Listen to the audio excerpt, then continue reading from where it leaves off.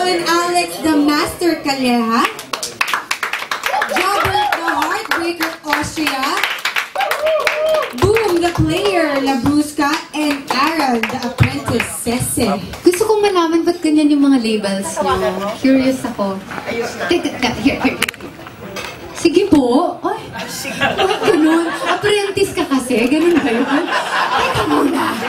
Ikaw, Cheska, tingnan ko kung pupupuin ka yan. Tignan natin. Okay. Aaron, bilang pinomo ako, sige, bakit yung apprentice ang tawag sa'yo? Kasi parang mga kuya ko na sila eh. So... At ako, lola mo, kaya po, gano'n? Hindi naman. Ayun, sige. Magalang lang. Para malinaw lang. Okay. Magalang Kasi pinupo mo ba sila? Hindi naman, di ba? Hindi ba po? Ngayon lang. Oh, sige. Kasi ikaw yun. Apprentice, kasi parang yun. Pinakabagito. Pinakabagito, pinakabata, pinaka-fresh. Sorry. And since this is your first experience sa showbiz, ano ang pakiramdam? Exciting. Happy. Masaya eh. Mukhang masaya. Masaya. Wala lang. To Alex naman, Alex? Hi, Alex. Yeah. Alex, I'm sure you're married already. What does your wife have to say with your show? Hindi ba siya nagsaselo sa mga babaeng pumunta dyan sa show ninyo? Hindi ba siya Nagtatanggal ng blazer, ganyan. Magandang question kasi nandito siya, no? Hindi naman kasi kami masyadong close. Hindi pa paliwanag yun dahil select to the expectation na May mga ganun sa at the end of the day, susoli na lang ako. Ayun ang namamalaga doon eh. Pero talagang matagal kami hindi masyadong close nung sa bago pa lang kami kinasal. Kasi typical love story yun, yung babae mayaman, yung lalaki magandang lalaki. Mga ganun lang. Tapos mayaman siya. Tapos tinanong ako ng tatay niya kung ano ba papakain mo sa anak ko. Sabi ko, depende po kung anong laman ng rep nyo. Sa ako magkano allowance ang bibigay, no? It's really up to you, Dad. Kaya mula nun, nakita niya na kung anong future na sa akin. Parang nakikita ka na rin ng future ng show na to. Ay, oh my God. Okay, Jobert naman. Jobert, ito ang unang-unang mong show. Hindi ka ba nahihirapan mag-adjust? Nahirapan din kasi hirap din maging gwapo. Paano kaya pinili sa show na to? Curious ako. Ano bang pwede ko talaga? Ikaw ba lala ng-screen sa Random lang, oh. Random? Hindi, hindi sanay ako sa YouTube, pero masaya dito sa palalaki kasi nasasabi namin, gusto namin, tsaka nararamdaman namin. Nag-audition ka ba para dito? Or magkakaibigan na kayo? Magkakaibigan na po kami. Magkakaibigan na po kami. Nag-audition kami lahat. Sabay-sabay po kami nag-audition. Hindi mahirap. Kita-kita. Tantalizing ay siya.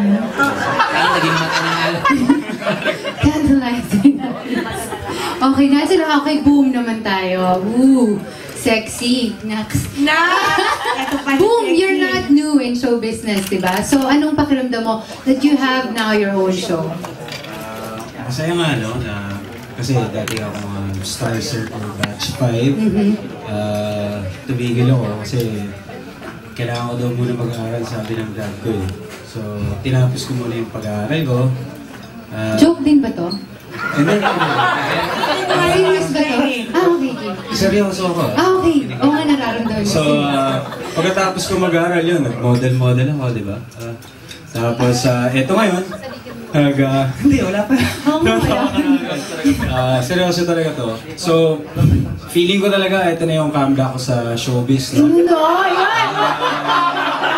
Feeling ko, kami yung bagong hunks eh. Watch out, guys! Ito na. Goping, kung nakikita nyo sa kanan ko, Jericho lang ang dating. Kaya, di ba? Kung si Piolo Minunal, may balat si Alex. Hindi, pwede na mamaya tayo dyan eh. Hindi mo ba na to? Freckles to. Teka, ibig sabihin ba nito, ito ang mga tunay na lalaki? Of course. I think it's but right that we ask them, ano ba ang definition nila ng tunay na lalaki? Diba? Parang ito na show na to mismo. Ito walang show. Ano na? Ano daw ang tunay na lalaki? Actually, pare. Ran. Medyo maaga pa tayo sa actually, no? Pag sinabi mo kasi actually, yung kasunod dyan, magbigat ka agad. So, Angel, basic lang muna tayo. So, basically guys, more. Pero mo dito. Yan. Ganun, moreover kasi. Ikaw na nag-umpisa din. Sa akin din napunta. So, ito seryoso. Lastly, to recap what they said, no? Actually, basically and moreover, ang usapang lalaki po ay, ang mission namin ay pakita sa mga nanonood na kami may mga damdamin din at ang mission namin ay patunayan na ang mga paniniwala ng kalalakihan ay talagang dapat din na bigyan ng atensyon. At para rin na yung mga babae na nanonood, maintindihan nyo rin na kami mga lalaki ay hindi lamang isang kasangkapan. Kami rin may damdamin na dapat mong itindihin. Nasasaktan din kami. Nasasaktan kami, gusto rin namin na nagkakadal lang. We talk about emotions, feelings, gano'n. Foreplay? Usap naman tayo kahit konti. Okay. Ayan, ako meron na ako. Maraming salamat sa inyo, no? Maraming salamat po. Thank you. Kukulit nyo. Thank you! No, but thank you guys. We're looking forward to your show. Ayan. Teka, nasa na ba ako? Moving on. Isa pang grabe, ang kukulit naman ng mga tao dito. Isa pang, teka lang, dito ka lang. Sige, move ka ng konti doon. Ganun konti. Picture daw kayo. Mag-i-introduce ko